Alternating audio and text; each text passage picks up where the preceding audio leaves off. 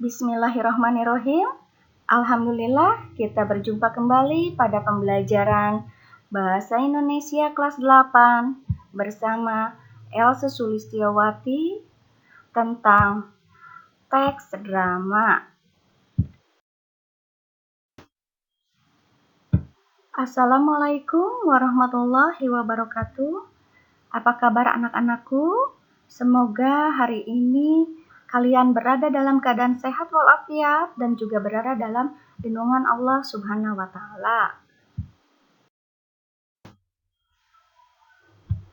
Pada pembelajaran mengenai teks drama dengan kompetensi mengidentifikasi unsur-unsur drama tradisional dan modern yang disajikan dalam bentuk pentas atau naskah, dan juga menginterpretasi drama tradisional dan modern yang dibaca dan ditonton atau didengar.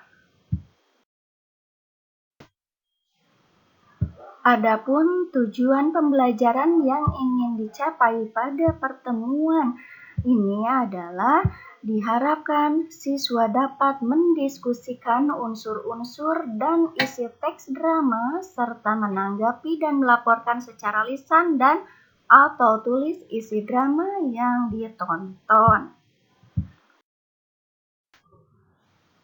Pembahasan materi yang akan saya sampaikan yang pertama adalah unsur-unsur drama. Unsur-unsur drama dibagi menjadi beberapa bagian. Bagian yang pertama adalah tema. Tema merupakan gagasan pokok atau ide yang menjadi dasar pembuatan drama. Tema yang biasa diangkat dalam drama diantaranya masalah percintaan, kritik sosial, kemiskinan, penindasan, patriotisme, ketuhanan, dan yang lainnya lagi. Yang kedua adalah alur. Alur merupakan rangkaian peristiwa dan konflik yang menggerakkan jalan cerita. Alur drama terdiri dari beberapa bagian juga. Yang pertama adalah pengenalan cerita. Yang kedua adalah konflik awal. Yang ketiga adalah perkembangan konflik. Dan yang terakhir adalah penyelesaian. Unsur-unsur drama yang ketiga adalah tokoh. Tokoh adalah orang yang berperan di dalam drama. Tokoh dapat dibedakan menurut sifat dan perannya. Dan saya sekarang akan menjelaskan mengenai berdasarkan sifatnya dulu. Berdasarkan sifatnya, tokoh dibagi menjadi 3 bagian. Yang pertama adalah tokoh protagonis. Tokoh protagonis merupakan tokoh utama yang mendukung cerita. Yang kedua adalah tokoh antagonis. Tokoh antagonis di mana tokoh penentang cerita. Dan yang terakhir adalah tokoh tritagonis, yaitu tokoh pembantu baik untuk tokoh protagonis dan antagonis. Dan sekarang berdasarkan perannya, tokoh tersebut ada 3 bagian pula. Yang pertama adalah tokoh sentral. Tokoh sentral merupakan tokoh yang paling menentukan dalam drama. Tokoh sentral juga penyebab terjadinya konflik, yaitu protagonis dan juga antagonis. Yang kedua adalah tokoh utama, di mana tokoh utama itu adalah tokoh pendukung ataupun penentang tokoh sentral. Bisa juga sebagai perantara dari tokoh sentral. Dalam hal ini adalah tokoh tritagonis. Dan yang terakhir adalah tokoh pembantu. Tokoh pembantu yaitu tokoh yang memegang peran sebagai pelengkap atau tambahan. Yang keempat adalah penokohan. Unsur drama selanjutnya adalah penokohan atau perwatakan. Ini adalah penggambaran sifat batin seorang tokoh dalam cerita. Perwatakan bisa digambarkan dengan dialog, ekspresi, atau tingkah laku. Watak para tokoh digambarkan dalam 3 dimensi atau watak dimensional. Yang pertama dilihat dari keadaan fisik, seperti umur, jenis kelamin, ciri-ciri tubuh, dan suku bangsa. Yang kedua dilihat dari keadaan psikis, yaitu watak, kegemaran, standar moral, dan mental. Dan yang terakhir dilihat pada keadaan sosiologis, seperti jabatan, pekerjaan, kelas sosial, ras, ataupun agama. Cara pengarang menampilkan watak tokoh bisa secara langsung ataupun tidak langsung. Secara langsung atau secara analitik, pengarang menampilkan watak tokoh langsung dijelaskan di dalam teks cerita. Dan secara tidak langsung atau dramatik, pengarang menampilkan watak tokoh itu lewat dialog, percakapan tokoh, pikiran tokoh, reaksi atau tanggapan tokoh lain, lingkungan, dan keadaan fisik tokoh. Yang kelima adalah dialog. Ciri naskah drama adalah berbentuk dialog atau percakapan. Ada beberapa hal yang harus diperhatikan dalam dialog. Yang pertama adalah dialog harus mencerminkan percakapan sehari-hari. Yang kedua, ragam bahasa yang digunakan dalam dialog menggunakan bahasa lisan yang komunikatif.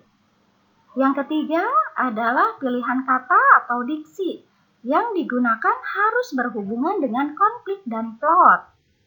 Yang keempat, dialog dalam naskah drama harus bersifat estetis atau memiliki bahasa yang indah. Yang kelima, dialog harus mewakili tokoh yang dibawakan. Dan yang terakhir, memiliki kramagung atau petunjuk perilaku atau tindakan yang harus dilakukan tokoh. Dalam naskah drama, kramagung ditulis dalam tanda kurung atau biasanya bercetak miring. Yang keenam adalah latar. Latar biasa disebut juga sebagai setting. Latar cerita dibagi menjadi 3. Yang pertama adalah keterangan waktu, keterangan tempat, dan keterangan suasana. Latar dapat dinyatakan melalui percakapan para tokoh. Jika di pementasan, maka latar dinyatakan dalam tata panggung atau tata cahaya. Dan selanjutnya, unsur-unsur drama.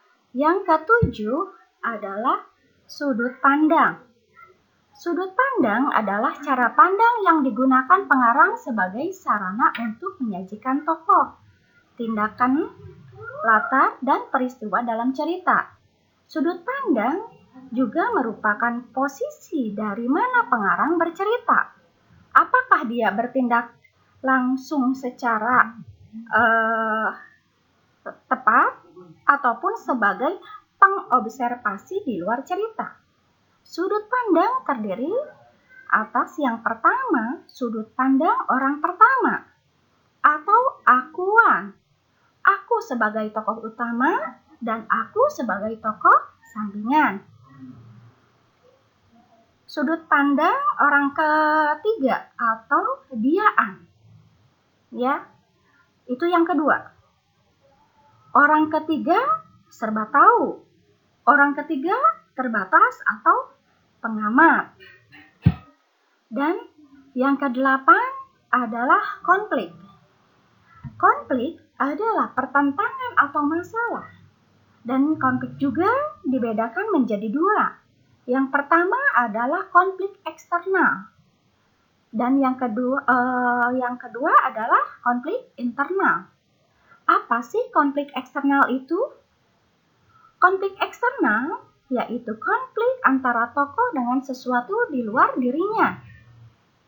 Dan konflik internal merupakan konflik di antara tokoh dengan dirinya sendiri.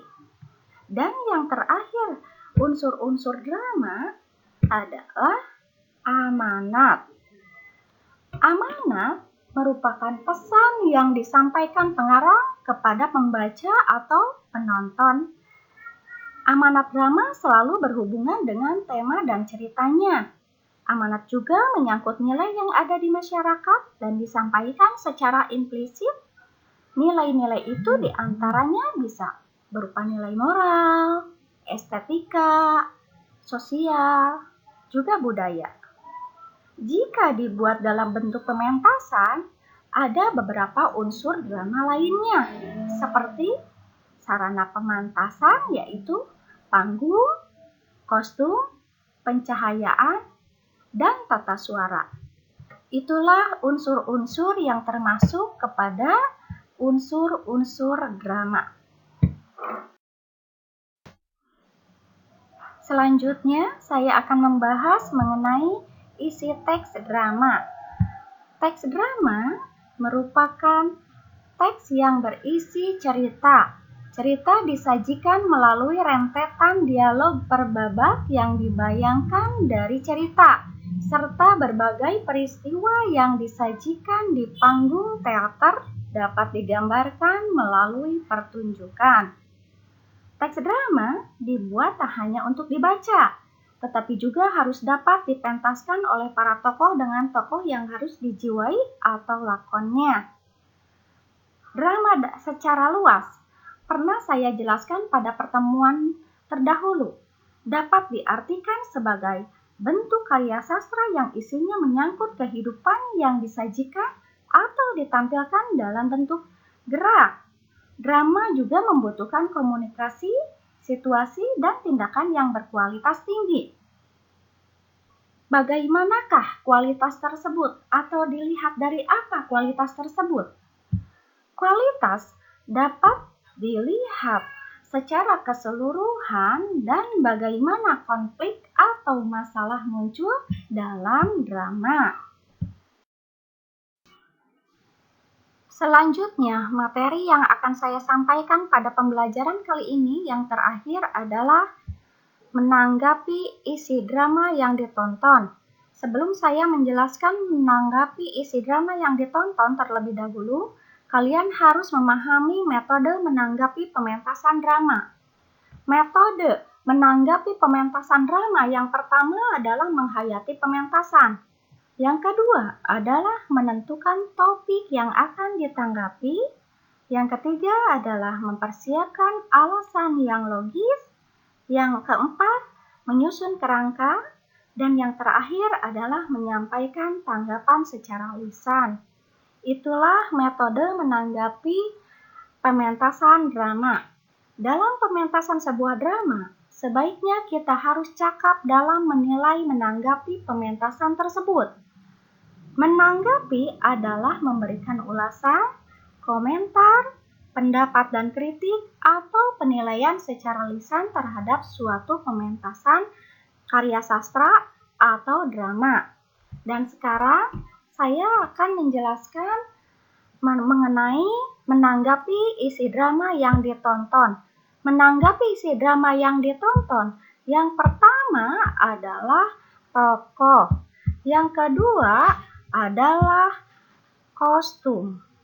Yang ketiga adalah panggung. Yang keempat adalah musik penggiring. Yang terakhir adalah tata lampu. Itulah menanggapi isi drama yang ditonton. Anak-anakku, baru saja kita belajar mengenai teks drama, dari mulai unsur-unsur drama, isi teks drama, dan juga menanggapi isi drama yang ditonton. Terima kasih atas perhatiannya. Wassalamualaikum warahmatullahi wabarakatuh.